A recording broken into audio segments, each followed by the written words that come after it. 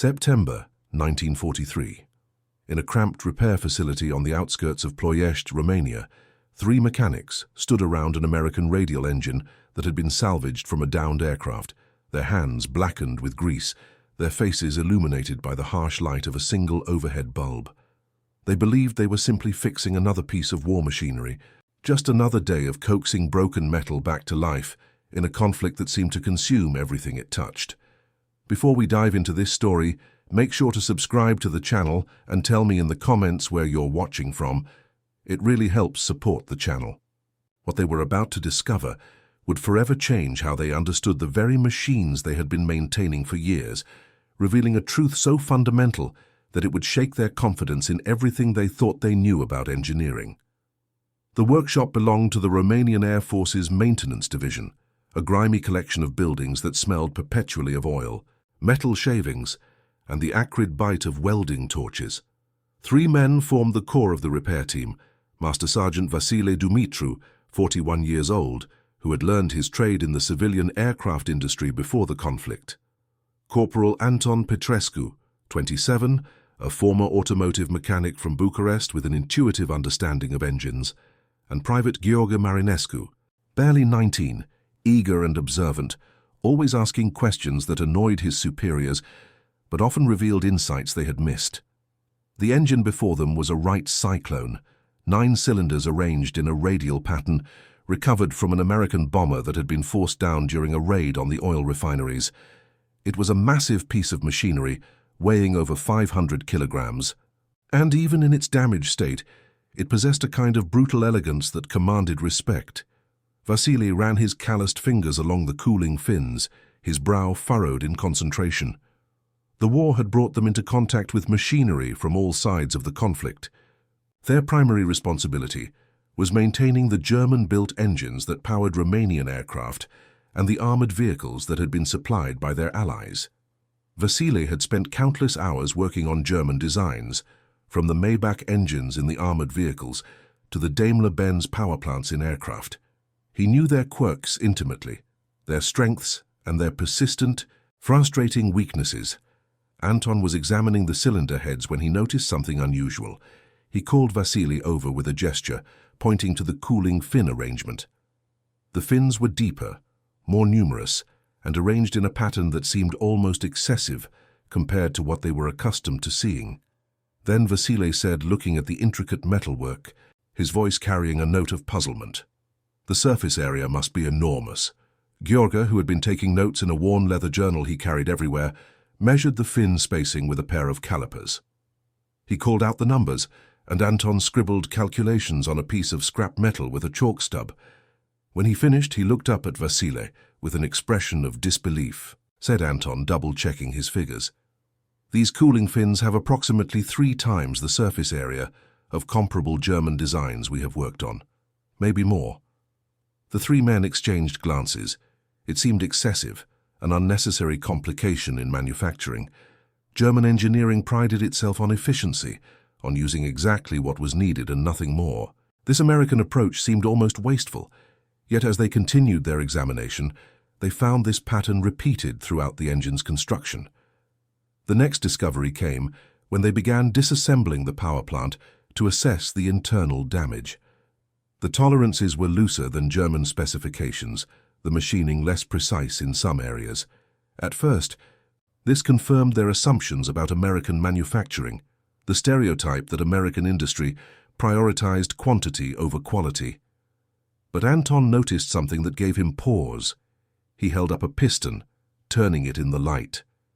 These tolerances, they are not sloppy. They are deliberate.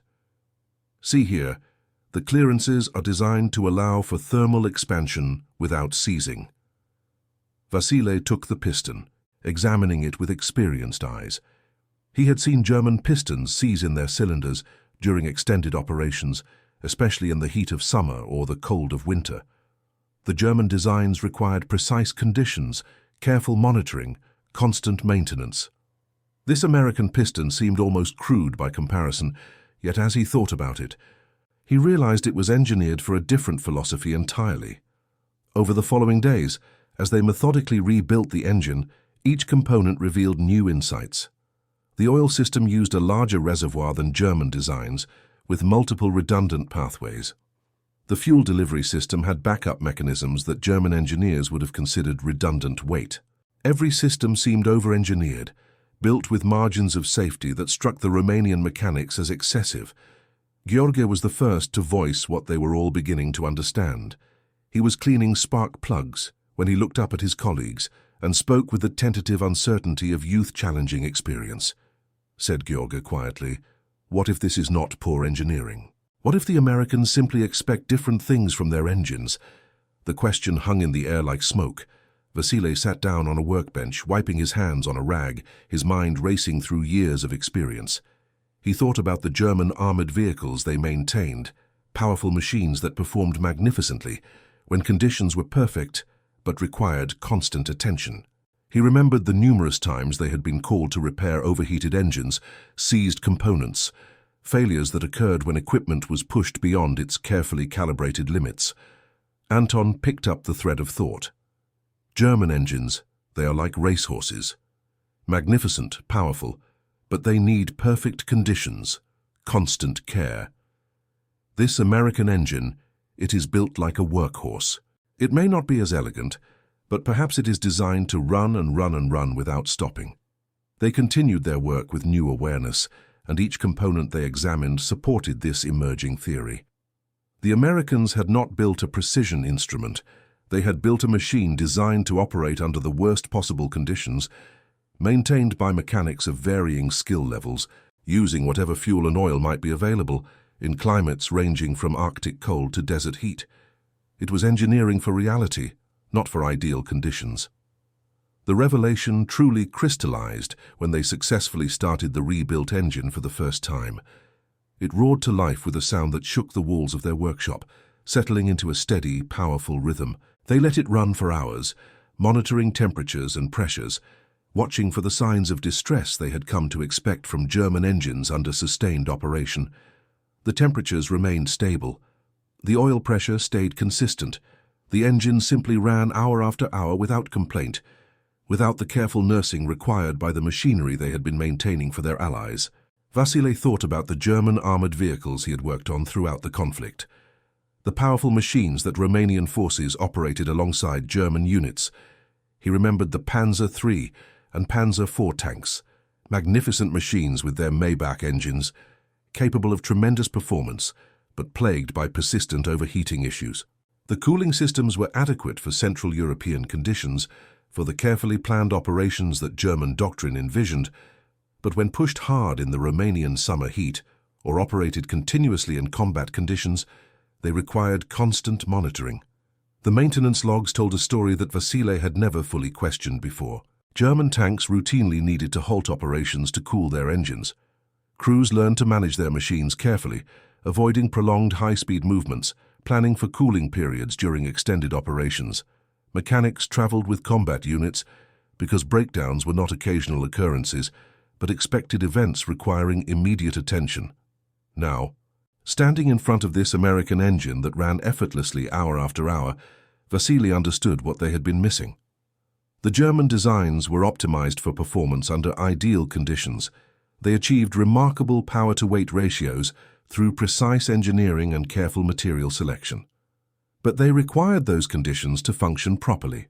They demanded well-trained crews, high-quality fuel and lubricants, regular maintenance by skilled mechanics, and operational planning that accounted for their limitations. The American philosophy was entirely different. They accepted slightly lower performance under ideal conditions in exchange for reliable operation under any conditions. They over-engineered cooling systems because they expected their equipment to operate in North African deserts and Pacific jungles. They used looser tolerances because they knew field maintenance might be performed by hastily trained mechanics using whatever tools were available. They built in redundancy because they understood that in real combat conditions, nothing goes according to plan. Anton spent an evening going through their maintenance records for German equipment. He created a detailed analysis that he shared with Vasile and Gheorghe the next morning. The numbers were sobering. German engines required major maintenance on average every 150 to 200 hours of operation. They experienced overheating issues in approximately 30% of extended operations. Component failures due to thermal stress were common enough that replacement parts had to be stockpiled, said Anton, reading from his notes. And these are with carefully trained Romanian crews following German maintenance protocols precisely. Imagine what happens when these machines are operated by less experienced crews, or in combat conditions where maintenance schedules cannot be followed. Gheorghe added his own observation. He had been talking to crews who had encountered American equipment in various contexts. I spoke with a tank commander who saw an American Sherman that had been captured and examined by German technical teams. He said the German engineers mocked it at first. The armor was inferior, the gun was adequate but not exceptional, the engineering seemed crude. But then they learned it had been operating continuously for months with minimal maintenance. The crew said they performed basic service in the field, nothing we would consider major work, and it simply kept functioning. The implications were staggering. The Germans had focused on creating superior individual machines, assuming that German organizational skill, training, and tactical doctrine would provide the necessary support structure. The Americans had assumed that their equipment would be operated under the worst possible circumstances and had engineered accordingly. Vasile thought about a conversation he had had with a German technical liaison officer 6 months earlier. The officer had been frustrated, complaining about Romanian crews who failed to properly maintain their vehicles, leading to preventable breakdowns. At the time, Vasile had accepted the criticism, assuming it reflected inadequate training or discipline. Now he wondered if the problem was not the crews, but the equipment that demanded more than real-world conditions could provide. The three mechanics began to see their entire understanding of the conflict shift. The Germans had brought sophisticated, powerful machinery that impressed everyone who saw it. The engineering was remarkable, the performance in ideal conditions was superior, and the vehicles embodied a philosophy of excellence and precision. But excellence and precision required support systems that might not exist in actual combat conditions. One afternoon, a German technical officer visited their facility to inspect some armored vehicles that were undergoing repairs. Major Klaus Weber, a veteran engineer who had designed components for several German military vehicles. He was knowledgeable, professional, and firmly convinced of German engineering superiority. Vasile, emboldened by what they had learned, carefully broached the subject of cooling systems and engine reliability. Weber listened politely, then offered his perspective with the confidence of someone who had never questioned his assumptions. Said Weber, in his precise, accented Romanian, "German engines are engineered to precise specifications for maximum efficiency. Yes, they require proper maintenance and operation, but this is not a flaw. It is the price of excellence. American designs are crude by comparison, sacrificing performance for ease of production. They build machines for mechanics who are not properly trained, for crews who do not understand the equipment they operate." Vasile chose his words carefully. But Major, in actual combat conditions, is it not valuable to have equipment that continues functioning even when ideal maintenance is not possible? When supply lines are disrupted, when trained mechanics are not available, when operations must continue beyond planned schedules. Weber waved his hand dismissively. Proper military organization prevents these situations. German logistics, German training, German planning, these ensure that equipment operates under appropriate conditions. The issue is not the design of the machines, but the discipline of the forces using them. After Weber left, Anton turned to Vasile with a wry smile. He believes that war happens according to plan, that supply lines never get disrupted, that mechanics are always available, that equipment never has to operate beyond specifications, said Vasile quietly, and that is why they will lose. The words surprised even him. He had not fully articulated the thought before, but now it seemed obvious. The Germans had designed their military for the war they wanted to fight, a war of rapid movements, decisive battles, and careful orchestration. The Americans had designed their military for the war that actually happens, chaotic, unpredictable, fought by ordinary people under extraordinary circumstances. The evidence was everywhere once they knew to look for it. German doctrine emphasized quality over quantity, superior individual performance over mass production. A single German tank was meant to be worth multiple enemy vehicles. German pilots were extensively trained to be individually superior to their opponents. German infantry units relied on careful coordination and support. But what happened when the superior tank broke down due to overheating and could not be repaired because replacement parts were unavailable? What happened when the extensively trained pilot was lost and could not be replaced because training took too long? What happened when careful coordination became impossible because communications failed or units were separated? The Americans seem to have anticipated all of this. They accepted that individual machines might be inferior, but built enough of them that losses did not cripple their forces. They designed equipment that could be maintained by mechanics with minimal training because they understood that expert mechanics were a limited resource. They created systems with redundancy and forgiveness because they knew that real war punishes brittleness. George summarized it one evening as they locked up the workshop. The Germans built machines for perfect conditions. The Americans built machines for imperfect conditions. And war is always imperfect. Vasile found himself thinking about the broader implications.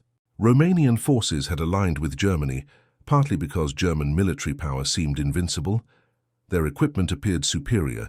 Their victories in the early years of the conflict had been stunning. But those victories had come under circumstances that favored German strengths. Rapid movements over short distances, operations close to supply bases, battles against opponents who were not yet fully mobilized. As the conflict dragged on, as supply lines stretched across vast distances, as opponents adapted and mobilized their industrial capacity, the German approach showed its limitations. Equipment broke down. Replacement parts became scarce.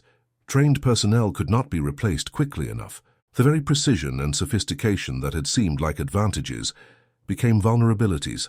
Anton had obtained intelligence reports through informal channels, summaries of equipment performance from various theaters of operations. He shared these with his colleagues, and the patterns were clear. German equipment performed magnificently in short, intensive operations but struggled in sustained campaigns. Overheating remained a persistent issue. Mechanical reliability decreased as the conflict continued, and quality control in German factories suffered from resource shortages and overwork. Meanwhile, reports from the Eastern Front and North Africa indicated that American and British forces, despite often having individually inferior equipment, maintained operational readiness at higher rates.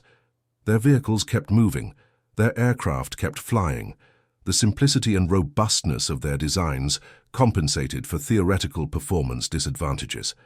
One piece of intelligence particularly struck Vasile. A report from a Romanian liaison officer with German forces on the Eastern Front described a winter battle where German tanks had struggled to operate in extreme cold. The precisely machined engines seized as lubricants thickened. Fuel systems froze.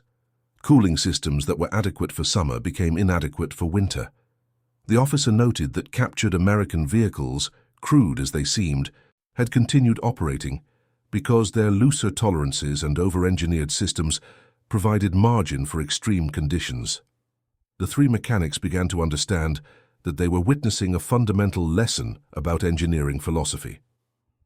Excellence in ideal conditions is not the same as effectiveness in real conditions.